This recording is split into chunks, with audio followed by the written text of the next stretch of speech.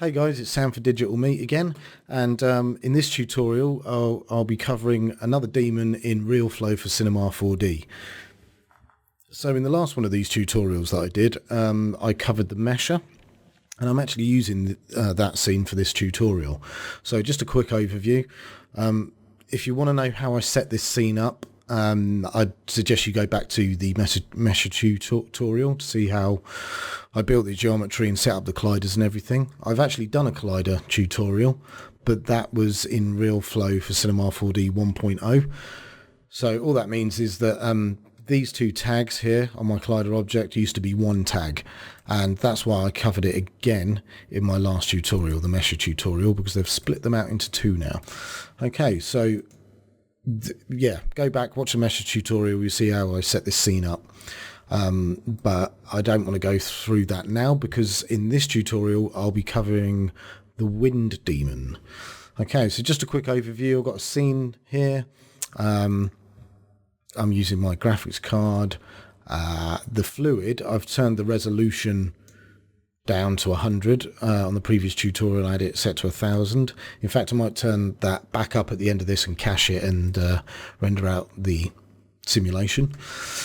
I've got a kill volume which I've extended slightly, and you're going to see why in a minute. So I've extended it to the right here, and I've just hidden it because it's annoying, and I've got a gravity demon in there.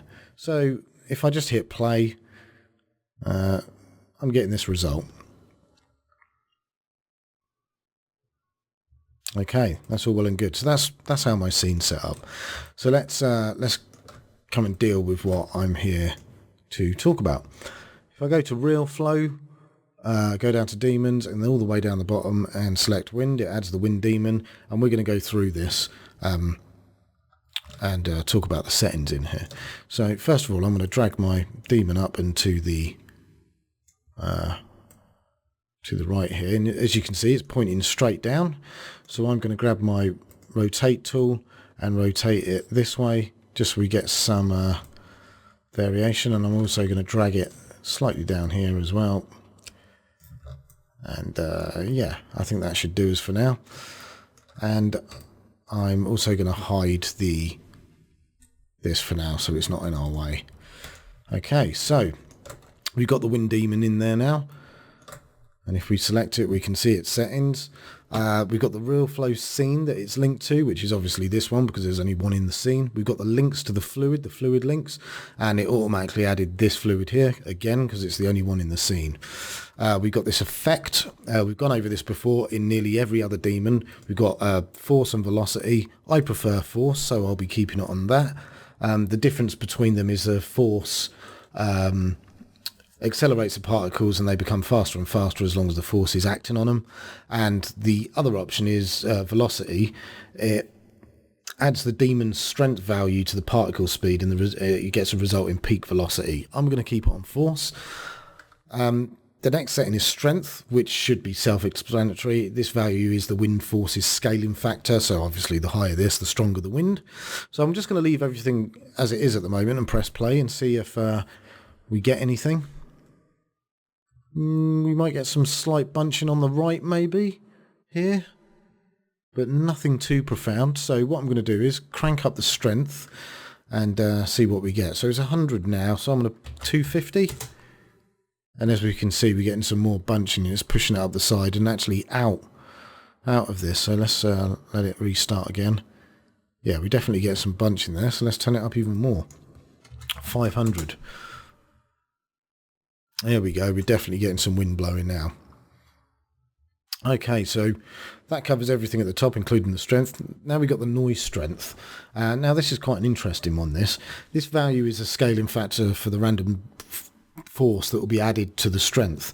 Both strength and noise strength are defined independently, but added together to compute the final force. So let's start cranking up the noise strength. It's set to 0.1 at the moment. So I'm going to set it to 1. And it should add a little bit more randomness to our calculation. So maybe I need to crank it up. I'm going to put it up by 5 and see what we get.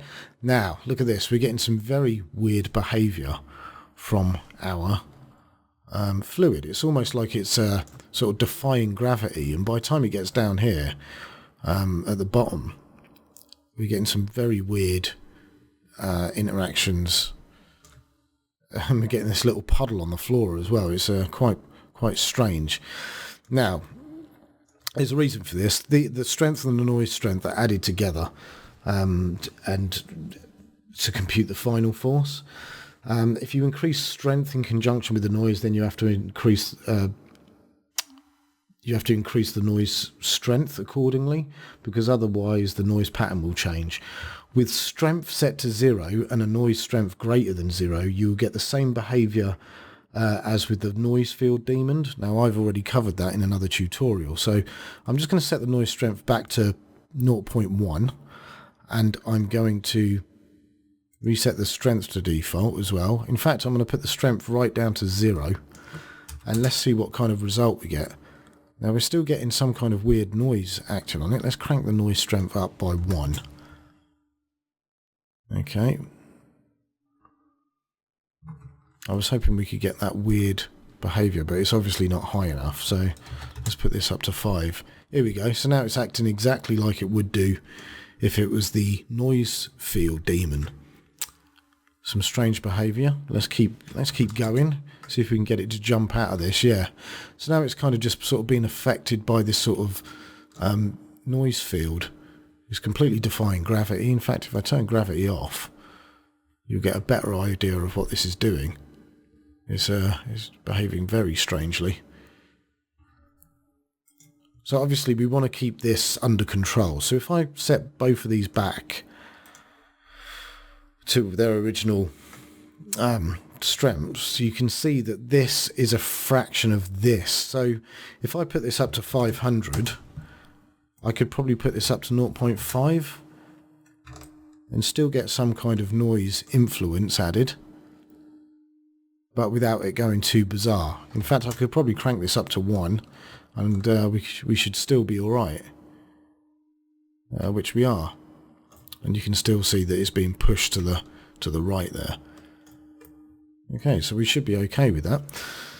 The next setting is noise space scale. This is the overall size or frequency of the noise in space, and this slider is how you control it.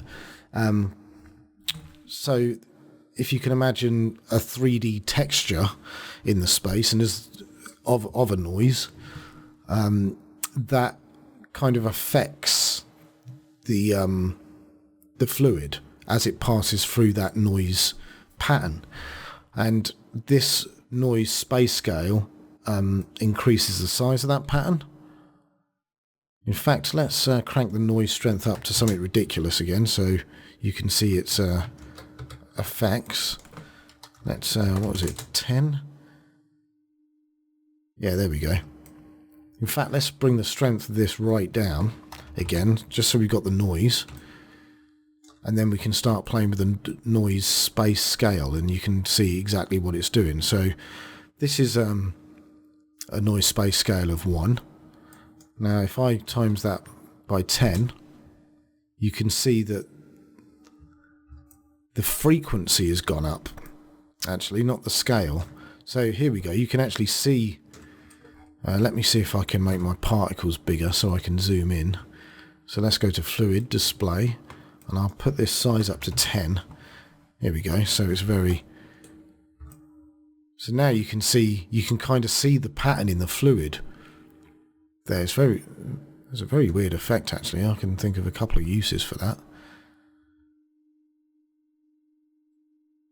There we go. So you can see the frequency there. So let's go back to our wind and see if we can change. Let's double the space scale to 20. And now we've got an even higher frequency, so tinier sort of waves in this, if you like. And I'll double it, 40. And so now we've got even more tinier, well, it's not tinier movements, they're more frequent, I suppose. And we're getting a really cool effect there. It's almost like it's bunching up on itself.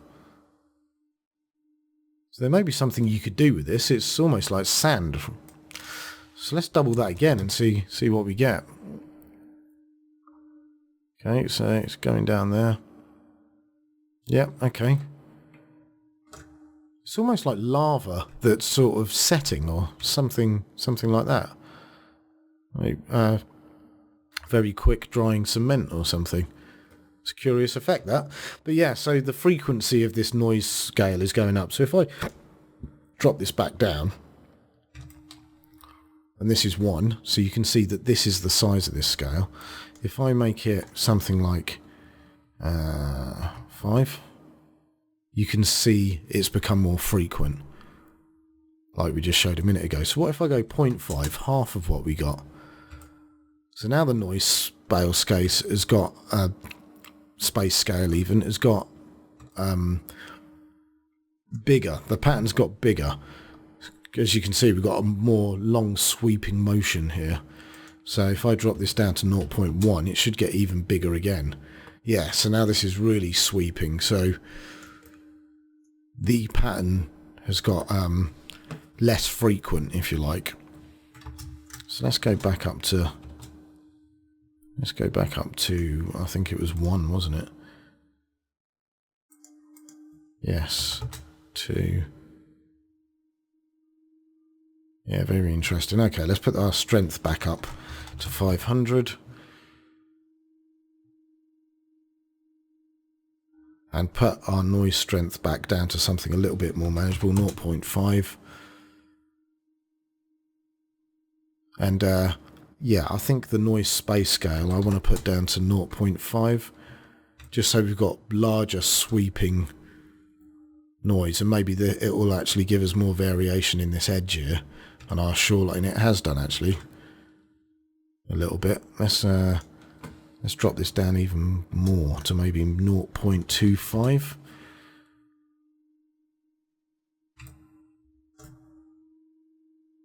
A little bit more interesting, and turn the noise strength up just a little bit. Okay, so you can see with a combination of these, you'll get some interesting patterns you can make. Let's go back to our fluid and put our display size down back to 5, so we get something a little bit more.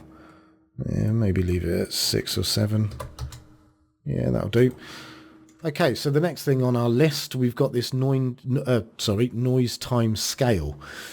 So this is basically scaling for the animation of the noise, I suppose. Realflow's noise functions create a pattern that is repeated over time. With 0, the noise pattern remains constant during simulation. So let's try that. Let's drop this noise timescale down to 0, and we should see a very uniform. Not much change there. Noise timescale. Okay, so I suppose 1 isn't going to vary too much. With higher settings, the noise pattern will change faster, but it will also be repeated in shorter cycles. So if you remember how... let's whack up the noise strength again so we get something a bit more brutal. And yeah, so if you remember when we cranked up our noise space scale, and I think it was like 5 or something like that, the frequency went up. So we started to see these repeating sort of patterns, I suppose. Now the same thing is probably going to be true of this time scale. So I'm going to crank this up to 10 and see if we get anything. Let's crank our noise strength up as well to maybe 3, something like that. So we should see things repeating more often. So I suppose it's yeah, it's the animations frequency. Now it's actually quite hard to see. Noise strength, noise scale. Let's put this back to 1.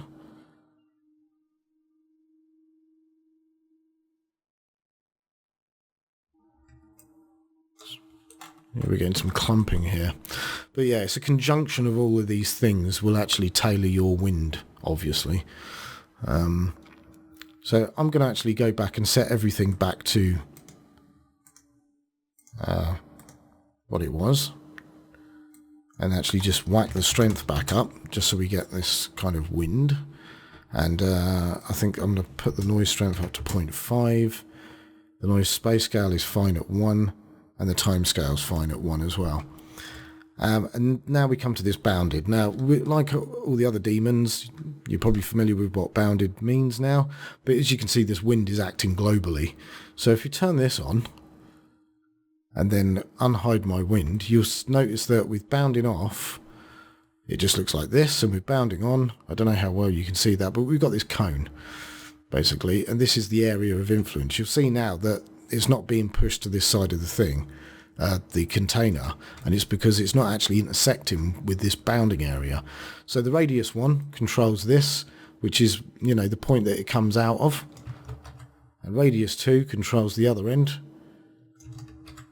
which is the end of the cone, if you like. So I'm actually going to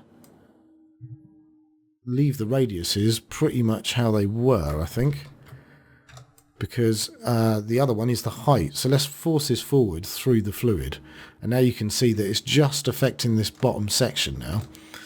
So it's not affecting it here, and when it runs into this part here, we now get an effect. So let's turn that effect up. Let's see if we can get some brutal winds going on. I also wonder if collision geometry actually affects this as well. So let's crank this up to a pretty high speed, and also let's shove the height here, and maybe increase the radius a little bit, because I'm actually interested to know whether where's our floor? It's probably in the scene. Yeah, it is. Okay. What I'm going to do is I'm just going to grab my floor and move it out the way. Oh, it did not like that. And I've probably got a crash on my hands. Nope, we were lucky. Right, okay, let's stop that, move it back. I'm going to move the floor down, because I actually want to just test whether I can put this wind down here and point it upwards, and the collision geometry actually stops the force of the wind or not. So let's test that.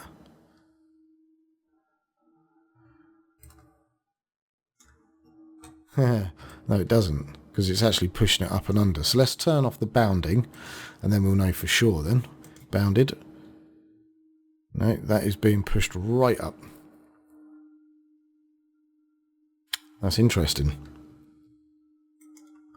And also we've got a fall off tab. We've got infinite here. I'm just going to leave it for infinite for now. We've been through these with the other demons. It's pretty self-evident. Yeah. Okay. So that's just a little test then.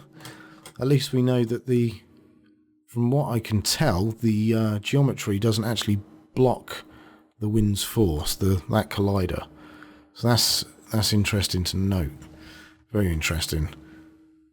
Okay, so I'm just going to go back and reverse everything that I just did, just so our floor's back where we want it. And I'm also going to make our wind very, very strong.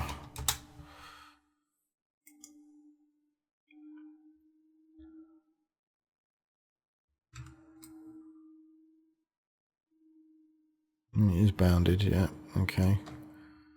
So let's see if we can just get this acting a little bit quicker. There we go.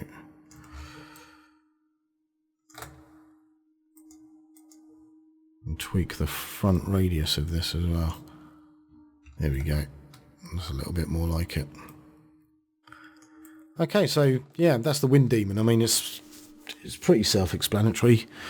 You know, it's called the Wind, and yeah, so it's just basically a wind strength with some noise factors in it and noise timing scale, and also you can make it bounded. So it'd be quite easy to make something like a desk fan effect, a glass of water or something like that ripples on top of it. In fact, that might be a good tutorial to simulate.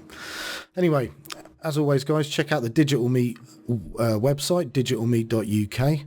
something I should mention, Realflow for C4D has now got its own category on the tutorials page, so you can filter by Realflow for Cinema 4D. It used to be in the plugins category, but I've done so many tutorials on this now, I thought it deserved its own category to be filtered by.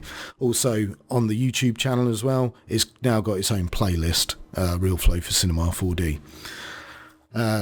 So there's that, yep. And you can follow me on social media as always. There'll be links in the description, and if you want to support me on Patreon, there'll be a link on screen after this tutorial. Just to mention, I've actually reached 500,000 views on YouTube, so I just want to say big thanks to all you guys that are watching my tutorials, and also thanks to my Patreon supporters. Okay, I'll see you in the next tutorial, guys. Bye.